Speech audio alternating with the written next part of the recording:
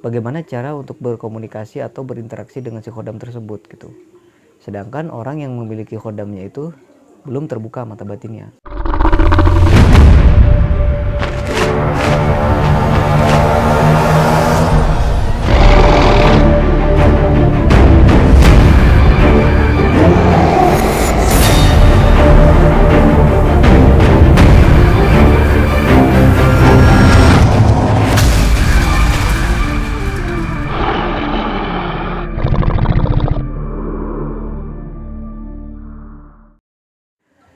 Assalamualaikum warahmatullahi wabarakatuh. Ketemu lagi dengan saya Ki Bagus Purwas. Salam spiritual. Insyaallah pada kesempatan kali ini saya akan hadir lagi menemani sedulur semua. Seperti biasa ya, kita akan membahas lagi tentang dunia ilmu hikmah, dunia spiritual, supranatural, kegoiban ya. Kita akan bahas lagi masalah kegoiban, perkhodaman ya. Jadi yang akan saya bahas kali ini tentang khodam. Karena kemarin itu ada yang bertanya, salah satu sedulur. Ya mungkin ini cukup menarik juga untuk saya bahas ya. Jadi pertanyaannya itu cukup unik sedulur.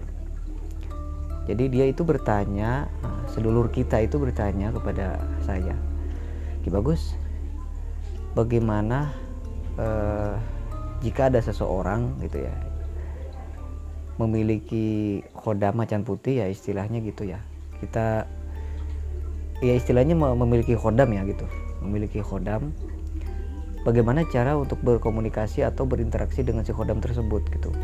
Sedangkan orang yang memiliki khodamnya itu belum terbuka mata batinnya, dia itu orangnya nggak peka tentang hal-hal goib gitu ya. Lalu gimana, apakah bisa gitu kan?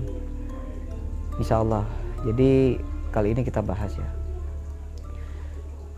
Ini memang menarik sih menurut saya. Jadi pertanyaan ini memang harus diketahui gitu ya bagi sedulur pecinta ilmu khodam. Nah apalagi yang baru pemula, yang memang baru pertama kali ingin memiliki khodam atau baru-baru ingin pengisian khodam, sebaiknya ditonton dulu ini pembahasan ini. Nanti biar tidak biar tidak bingung lah nanti. Jadi biar istilahnya biar sesuai harapan gitu kan. Nanti malah saat setelah pengisian kok nggak sesuai harapan, kok malah begini jadinya kan gitu. Nah, biar seperti itulah istilahnya. Jadi khodam itu kan sifatnya goib ya. Khodam itu sifatnya goib dan dimensinya itu berbeda dengan dimensi manusia. Itu ada ke dimensi berapa ya itu khodam? Dimensi 3 atau 5 itu ya, saya lupa lagi. Nah itu khodam itu ya, keberadaan dia itu berbeda dengan keberadaan sosok seperti jin kasar ya. Itu kan kalau kuntilanak, pocong itu saya sebut dengan istilah jin kasar gitu ya. Jadi jin kasar itu ya orang yang nggak punya mata batin, orang yang nggak punya kepekaan batin itu pasti bisa melihat. Tergantung di mana si jin itu, keberadaan kuntilanak, pocong itu dia mau menampakkan gitu kan. Itu kita sebut dengan istilah jin kasar. Nah khodam ini berbeda, dia itu posisi atau dimensinya itu lebih jauh daripada dimensi jin kasar tadi ya gitu. Berbeda dengan jin kasar tadi dimensinya gitu. Nah jadi kalau kita, ini saya bahas dulu ya. Jadi kalau kita menerawang khodam, ada seseorang yang menerawang khodam itu biasanya nggak langsung bisa tembus gitu kan. Tergantung dari ke berapa dimensi khodam tersebut gitu kan. Semakin jauh ya maka akan semakin susah gitu kan. Makanya butuh mata batin yang tinggi gitu kan untuk bisa menerawang gitu kan, menerawang khodam.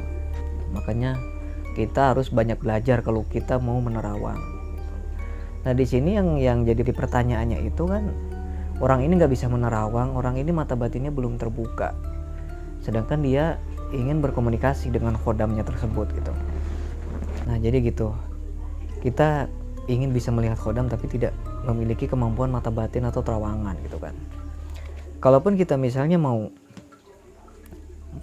mempelajari dulu kan membutuhkan waktu yang lama gitu kan. Kita ingin memiliki khodam saja, masa harus terbuka dulu mata batin? Kita harus belajar dulu terawangan, belajar kepekaan dan lain sebagainya.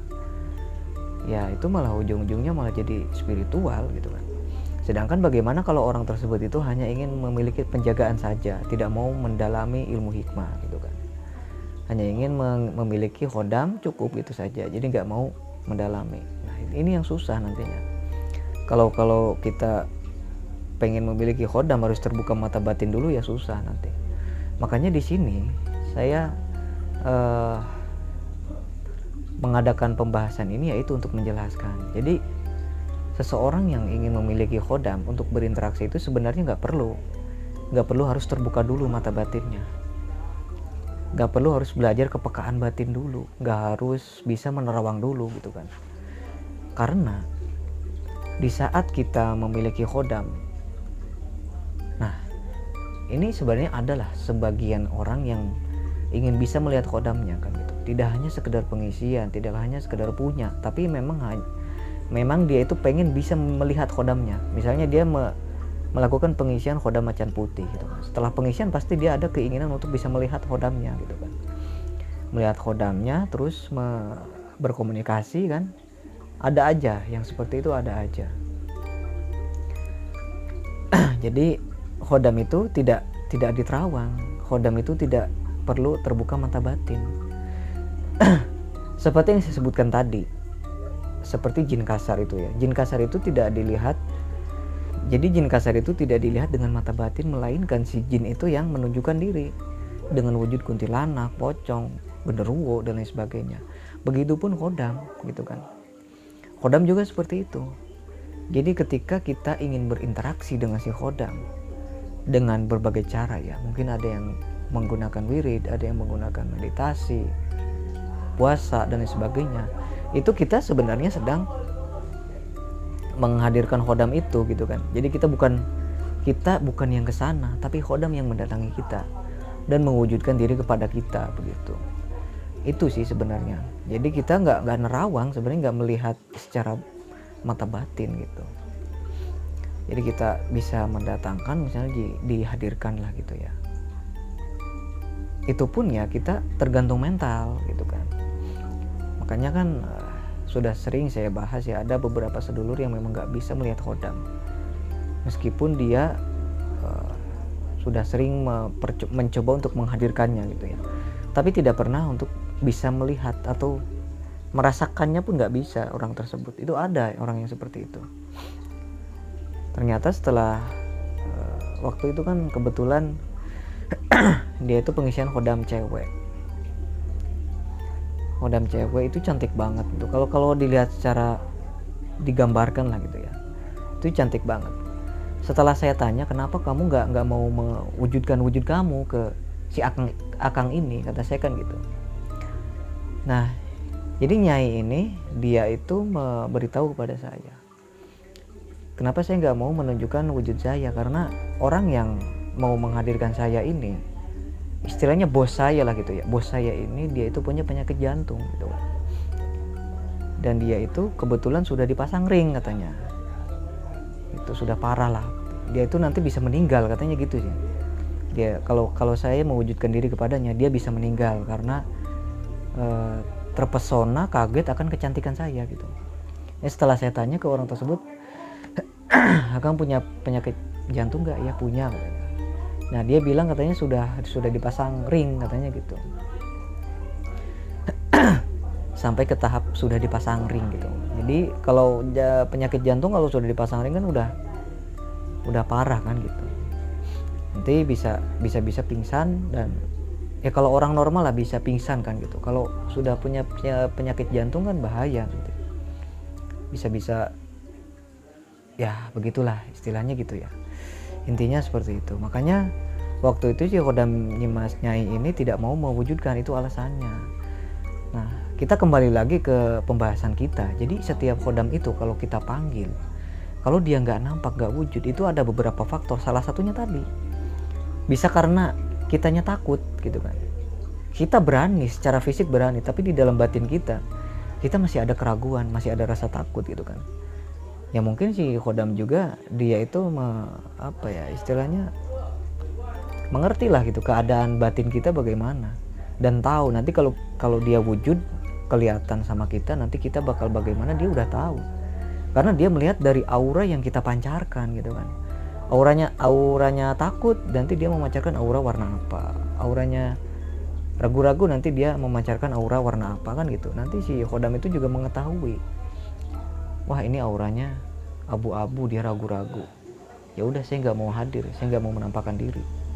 Dia takut, ya udah saya nggak mau menampakkan diri. Kalau saya memaksakan menampakkan diri, sama aja saya menakut-nakuti gitu kan. Jadi khodam itu mengerti apa yang ada di dalam batin kita gitu. Mungkin bisa jadi itu karena kebaikan kita juga. Tapi ya kalau misalnya orang tersebut itu nggak takut, mentalnya sudah bermental baja gitu ya, dan dia memang pasrah gitu ya, istilahnya nggak terburu-buru juga dan nggak takut juga, ya pas lah gitu ya. Jadi pas gitu. Disitulah nanti si khodam itu akan muncul, akan kita lihat secara nyata gitu, bisa dipegang, ya bisa istilahnya ya seperti manusia gimana sih gitu. Itu wujud khodam yang secara nyata, secara zahir gitu kan. Bukan lewat terawangan, bukan lewat penglihatan lewat batin, itu bukan.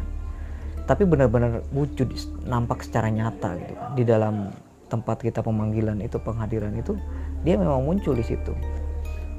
Gitu. Jadi bukan menerawang, bukan melihat secara batin. Nah, jadi semua orang sebenarnya bisa, cuman kuncinya itu tadi. Kita itu harus benar-benar memiliki mental baja, jangan ada halusinasi, jangan ada keraguan di dalam hati kita. Sekecil apapun keraguan itu si khodam tahu gitu kan. Khodam itu tahu. Adalah beberapa yang memang tidak bisa ketemu khodam, tapi banyak juga yang sudah bisa bertemu dengan khodam, itu banyak gitu kan. Jadi tidak semua orang itu bisa melihat khodam. Nah jadi ini ya, apakah ketika kita memanggil khodam kita, khodam itu sebenarnya hadir atau tidak? Iya, sebenarnya hadir, dia itu ada sebenarnya di sekitar kita, cuma kita nggak bisa melihat gitu kan. Kita nggak bisa melihat. Adapun nanti khasiatnya bekerja atau tidak, insya Allah tetap bekerja gitu kan. Di sini hanya faktor kita ingin bisa melihat, gitu aja gitu. Tapi kalau untuk khasiatnya misalnya buat keselamatan, ya tetap bisa difungsikan gitu. Tergantung nanti bagaimana kita menggunakannya. Kan ada yang dikasih bacaan, ada yang dikasih kosam untuk pemanggilan khodamnya, untuk penggunaan lah gitu ya. Untuk penggunaan sehari-hari, misalnya kita mau menentukan atasan gitu, kita baca kosamnya. Kita mau mengobati orang, kita baca kosamnya.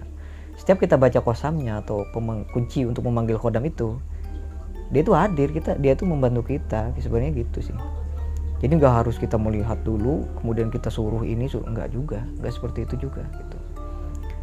Yang penting kita bisa menggunakannya, dia sudah mengawal, udah sih cukup, seperti itu aja cukup sebenarnya. Tapi ya itu tadi, setiap orang kan beda-beda ya. Ada yang memang penasaran, ingin bisa melihat dulu gitu kan, ada. Ya itu semua kembali kepada diri masing-masing. Kita harusnya berkaca dulu lah gitu. Kita ukur dulu gitu kan, dimana kesalahan saya gitu kan. Apakah masih takut, atau masih terburu-buru, atau masih ragu-ragu, atau ada faktor lainnya gitu. Jadi kita berkaca dulu, kita melihat ke diri kita dulu gitu. Ya mungkin cukup itu aja sih untuk pembahasan permasalahan ini ya. Jadi semoga bermanfaat aja lah buat semuanya, terutama pecinta khodam ya. Semoga bermanfaat buat semuanya. Saya Ki Bagus Purwas. Assalamualaikum warahmatullahi wabarakatuh.